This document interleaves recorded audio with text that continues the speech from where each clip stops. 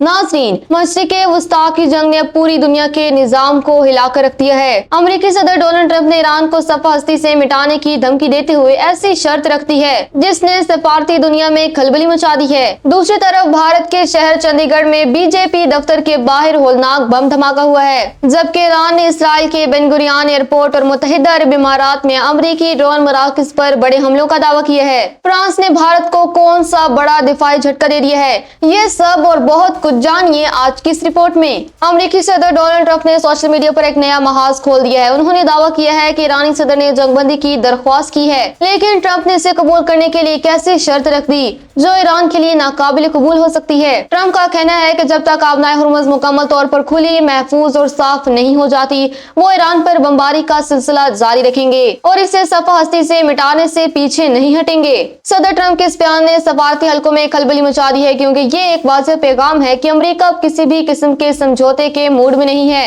ईरानी फौज ने आज सुबह एक बड़ी कार्रवाई का दावा किया है, जिसमें इसराइल के मसरूफ तरीन बेन गुरियन एयरपोर्ट पर मौजूद अमरीकी रिफ्यूलिंग तैयारी को निशाना बनाया गया है। इसके अलावा ईरान ने पहली बार मुत्तहिदा अरब इमारात में मौजूद ड्रोन इंटरसेप्शन और इलेक्ट्रॉनिक वारफेयर के मराकज़ को भी निशाना बनाने का ऐलान किया। पासदारान इनकलाब के मुताबिक इस हालिया लहर में 100 से ज्यादा भारी मिसाइल, ड्रोन्स और 200 रॉकेट्स इस्तेमाल किए गए हैं, जिससे खित्ते में मौजूद अमरीकी और इसराइली दिफाई निजाम को शदीद दबाव का सामना है। भारत के अंदरूनी हालात भी कशीदा होते जा रहे हैं। चंडीगढ़ में भारतीय जनता पार्टी यानी बीजेपी के इलाकाई दफ्तर के बाहर एक जोरदार बम धमाका हुआ है, जिसमें पार्टी की इमारत बुरी तरह तबाह हो गई है। धमाका इतना शदीद था कि इसकी आवाज पूरे शहर में सुनी गई, ताहम जानी नुकसान की तफसीलात ताहाल सामने नहीं आई। दूसरी जानिब ईरान की बंदरगाह बंदर अब्बास पर इसराइली मिसाइल हमले में जाँ बहक होने वाले पाकिस्तानी नौजवान यासिर खान की मैयत कराची पहुंचा दी गई है। गवर्नर सिंध और दीगर सियासी रहनुमाओं ने यासिर खान के खानदान से ताज़ियत करते हुए इसे एक बड़ा इंसानी अलमिया करार दिया है।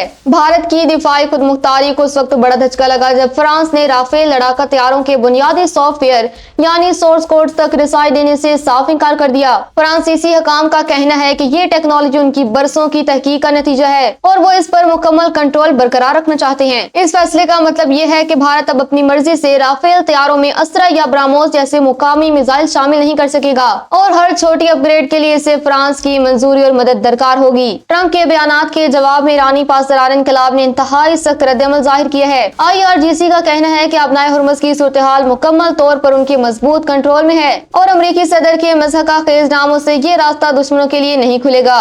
तेहरान ने वाज़ेह किया है कि उन्होंने किसी किस्म की जंगबंदी की दरख्वास्त नहीं की, बल्कि वो इस जंग का मुकम्मल खात्मा चाहते हैं। ईरानी हकाम के मुताबिक वो 6 माह की तवील जंग के लिए ज़हनी और अस्करी तौर पर तैयार हैं। कुवैत के लिए ये जंग एक ड्रोना ख्वाब बनती जा रही है। कुवैत इंटरनेशनल एयरपोर्ट पर इस जंग के आगाज से अब तक 7वां बड़ा हमला हुआ है, जिससे शहरी ढांचे को शदीद नुकसान पहुंचा है। हालात की संगीनी को देखते हुए नेशनल बैंक ऑफ कुवैत ने अपने तमाम ऑपरेशंस 2 दिन के लिए बंद कर दिए हैं। इसके अलावा बहरीन में अमरीकी बहरिया के मरकज और कुवैत के अलदीरी बेस पर भी हमले किए गए हैं, जहां एक अमरीकी हेलीकॉप्टर तबाह होने की इतला है। मैदान जंग से मौसूल होने वाली इतलात के मुताबिक हिज़बुल्लाह ने शुमाली इसराइल के शहर किरियात समूना पर रॉकेटों की ऐसी बरसात की है जिसने वहां बड़े पैमाने पर तबाही मचा दी है। इसराइली मीडिया के मुताबिक रॉकेट हमलों के नतीजे में मुतअद्दिद इमारतों को नुकसान पहुंचा है। तल अबीब के जनूबी इलाके में भी ईरानी मिसाइल हमले के बाद एक 4 मंजिला इमारत का आधा हिस्सा सिमट गया है, जिसमें कई अफराद के दबे होने का खदशा है। शाम के दारुल हुकूमत दमशक में आज जोरदार धमाकों की आवाजें सुनी गई हैं।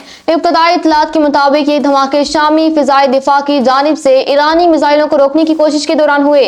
दूसरी जानिब जनूबी लिबनान और बैरूत के मज़ाफ़ात में इसराइली फिजाई हमलों में मुतअद्दिद अफराद शहीद और जख्मी हुए हैं। अमरीकी सदर डोनाल्ड ट्रंप ने बैनुल-अक़वामी सियासत में खलबली मचा दी है। एक ताज़ा इंटरव्यू में उन्होंने नेटो को कागजी शेर करार देते हुए कहा कि वो इस इतिहाद से निकलने का फैसला कर चुके हैं। ट्रंप का कहना है कि यूरोपीय ममालिक बुज़दिल हैं जो ईरान के खिलाफ जंग में अमेरिका का साथ देने से कतराते हैं। उन्होंने वाज़ेह किया कि अमेरिका ने हमेशा दूसरों की जंगें लड़ी हैं, लेकिन जब अमेरिका को जरूरत पड़ी तो इत्तेहादी गायब हो गए। साबिक ईरानी वज़ीर ख़ारजा जवाद ज़रीफ ने खलीजी ममालिक को खबरदार किया है कि सलामती बाहर से नहीं खरीदी जा सकती। उन्होंने कहा कि ट्रंप जल्द चले जाएंगे, लेकिन ईरान हमेशा इसी खित्ते में रहेगा। इसलिए तमाम ममालिक को अपनी सलामती के लिए बैरूनी कुव्वतों के बजाय इलाकाई ताउन पर भरोसा करना चाहिए। ईरान के नए सुप्रीम लीडर मुश्तबा खामनई ने हिज़्बुल्लाह के सरबराह नईम कासिम के नाम खुसूसी पैगाम भेजा है, जिसमें उनकी इस्तेकामत की तारीफ की गई है।